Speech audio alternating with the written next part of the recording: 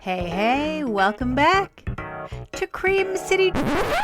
Actually, hang on, folks. If you are here because of Cream City Dreams, I have a big announcement.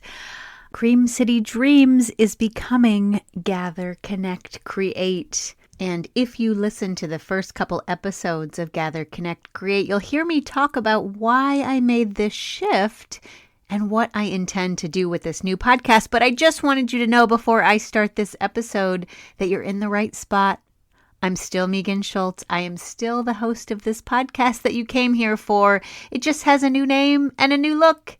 And eventually I'll get all of the backend stuff working. But you know what? One of the biggest lessons from Cream City Dreams was start small and start before you're ready. And so that's what I'm doing. So welcome. I'm glad you're here. Welcome to Gather, Connect, Create, the new podcast all about connection, about belonging, about creating community wherever you are. My name is Megan Schultz, and each week I'll be talking about all three of these things: gathering, connecting, and creating, and how we can do more of it. Because in this world that is so divided, we need to be gathering. We need to be pulling our people together and creating connections that move us beyond division and polarization and isolation. So I hope you'll join me. I hope you'll take some of these ideas back into your community and put them into action with your people. I know your time is precious, and so I'm so grateful that you're here with me.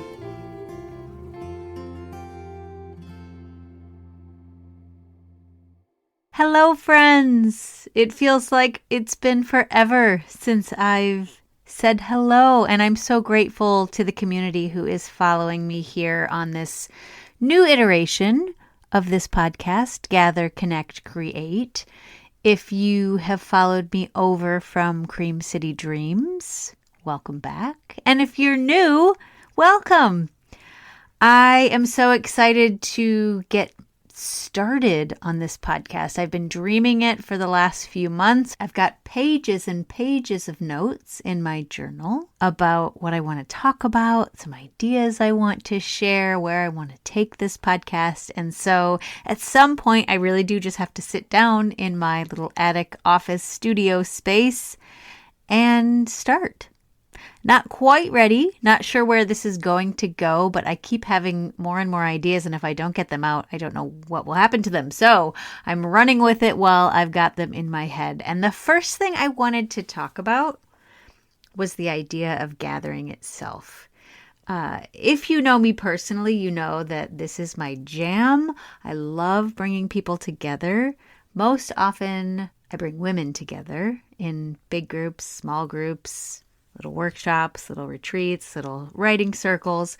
I love me a good gathering. And I think that sometimes people who don't love gathering or who don't love creating gatherings think that it's a skill that you either have or you don't. And I guess the very first thing I want to say on the very first inaugural episode is that I think that's BS. I think anyone can be a gatherer. I don't think it has to be something that only the extroverts do, or only the people with the big houses or the big backyards do, or the people with the connections do, or the people with the big social circles do. No. I am here to talk about ways we can all do this, because I think we can. If you are into gatherings at all, then I am willing to bet money that you have heard about Priya Parker and her book, The Art of Gathering. And if you haven't, oh my goodness, please read it. Follow her on Substack. I'll put links in the show notes to Priya's Substack. She is sort of America's guru on gatherings, I guess. She is actually a conflict resolution specialist, but gatherings is what she talks about most. How to do it well, how to make sure everyone feels included, how to gather in a way that makes people want to show up. So she's got some great videos and conversations on her Substack Some that are behind a paywall, but many that are not. And her book, The Art of Gathering, is fantastic. And she recently had an episode for her paid subscribers about what makes it hard for people to gather. And it was interesting because I had, before I even knew she was going to do this, when I was thinking about this podcast, I made a list of all of the reasons why I think people aren't gathering. And I was very happy to see that my list and Priya's list were very, very similar in terms of why we're not doing this more. And so I just wanted to read the list of things that I came up with, and maybe some of these will resonate with you if you don't consider yourself somebody who would gather people together.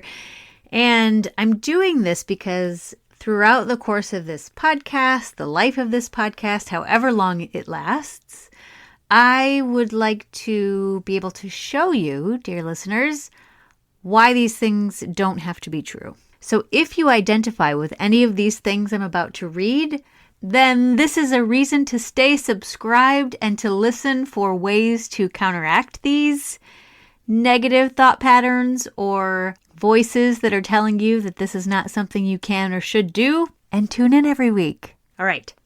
Number one, I think we think it's not easy. It's hard to pull people together. There's a lot of logistics. It's expensive. I'm going to go ahead and blame Instagram and Pinterest here, but I think that people think they have to up the game. Everything has to be Instagram worthy. Everything has to be top notch. I think we have that feeling of, well, I could put it out there, but what if nobody comes? A sort of confidence in who would show up. I think sometimes we don't believe that we are creative enough to host gatherings. We don't have good ideas. People wouldn't want to come to the silly things that we might put out there. I do have to blame COVID. I know we blame COVID for a lot, but I do think that in a funny way had us turning inward and had us connecting maybe more deeply with our people because we had to choose a very small set of people to let into our bubble. And I think maybe we haven't come back out of that, even though we are a few years beyond the bubble. I think, and again, I'm going to blame social media here, that we have a misplaced or a displaced idea of connection and how to connect. And one only has to read the papers and hear about the epidemic of loneliness that the Surgeon General under Biden declared to know that having 1,000 friends on Facebook doesn't mean you feel connected in real life. I also think because of where we are in this world and what's happening out there, we are huddling in our silos with our people who are very similar to us. And part of me wonders if we've lost our curiosity for meeting new people, meeting people who are different than we are, crossing bridges, crossing borders, crossing spectrums, whatever it is, to connect and come together, if we've sort of lost that wonder about the other. The one other thing that I also think sometimes, especially for those of us who are parents right now, which I think is a lot of my listeners, but there is, and this is not a podcast about parenting at all, but parent has become a hardcore verb, I think, with shuttling, with chauffeuring, with chefing, with signing up for all the activities and chaperoning and all the things that we have to do, that we are called to do, that we are asked to do, that we do even when we maybe don't need to. I think that has changed how much time we have and how much time we allow for ourselves. So I hate to blame the kids here, but I do think that the way we parent also diminishes some of the time that we have to put into making our own connections. So I would be curious if any of those resonate with you, or if they don't, or if you have other reasons that you think are preventing you from gathering. I would love to know. Drop me a text that you can do right from the show notes, wherever you're listening to your podcast from, or I will put my email in the show notes, and I'd love to get an email from you. I do respond to every email that listeners send. I'm so grateful because it's fun to hear from you, and it's also fun to know that people are actually listening to the pod.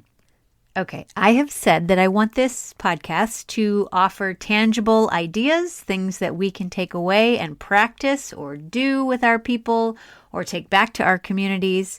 And this is the very first episode, though. So this is not going to be an idea for how to plan a big party or host a gathering at your house. Not yet. What I wanted to do is share something that I started over the pandemic, which was a strange time to start. I shared this, I think, a while back with those people on my newsletter. So if it sounds familiar, it may be because you read it there. But I had this practice when I was journaling on the daily. I'm a writer. I process through writing. I am a list maker. I love lists. I love the process of thinking through things by way of writing things down. And I would write each day a G, a C, and a C. And I'd put a box around them. And each morning, as I set out my GCC, which stood for Gather, Connect, Create, so this has been going on for a long time before this podcast started, I would think about the day before and write down one way that I had gathered or connected or created. And this, I think I started this practice in late fall of 2020. So sort of an odd time to begin a practice about gathering and connecting when we were in isolation, holed up in our little bubbles. But nevertheless, it mostly a lot at that time was writing about how I gathered with my family and my people who were in my little bubble, which was just the 5 of us and my nuclear family and my mom and dad. But I would write down the ways in which I gathered, connected, and created. And that was a really helpful practice for me to see what I was already doing. And it became sort of a daily reminder to do more of it, or at least attempt where I could to do more of it. Because I knew I was writing about it each morning, I was paying more attention to those times that I was connecting and I was creating. And that could be as simple as a conversation that I had with somebody where I really felt like we connected. Yep, that counts. There's no rules to this. There's no, there has to be this many people involved for it to be a gathering. I know those exist. Priya Parker, who I mentioned earlier, has her own definition of gathering. It has to be 3 or more people. There has to be a beginning, middle, and an end. There's got to be meaning, right? But that wasn't necessarily back in 2020 what I was thinking of. I was just thinking of, did I get together with people? Boom, that was a gathering. Did I have a really in-depth text conversation with friends who I couldn't reach out and see in person? Boom, I connected. Did I get my watercolor paints out? Boom, I created. Did I write a blog post? Boom, I created. Did I make an incredible lasagna for my family? Boom, I created. So very, very simple, but a very easy way to reflect on what I was already doing, which has been helpful for this podcast because now what I'm doing, in addition to continuing that habit of making note of when I've gathered, connected, or created, I also have a page in my journal where I divide it into 3, and one column is gather, one column is connect, and one column is create.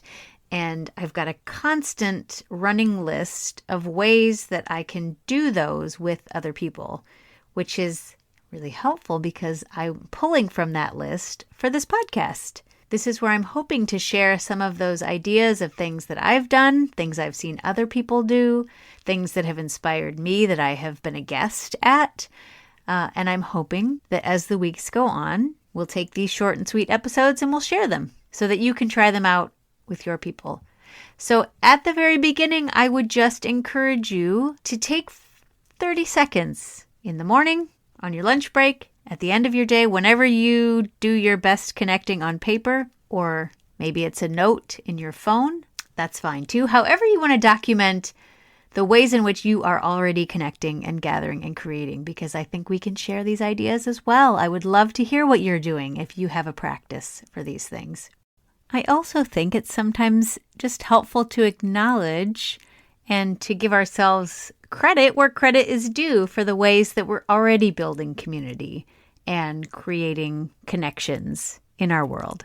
And you might not even realize that it's something that you're doing, but by having to write it down and pay attention, you'll find maybe that it comes more naturally than you think, and that you are or can be also a connector in your space. All right, I said these episodes were going to be short and sweet and bite-sized so that you could listen while you're doing the dishes, driving somebody somewhere, or getting in those last 500 steps of the day if you need them. So thanks for taking me along with you, and I will be back next time with more ways to gather, connect, and create.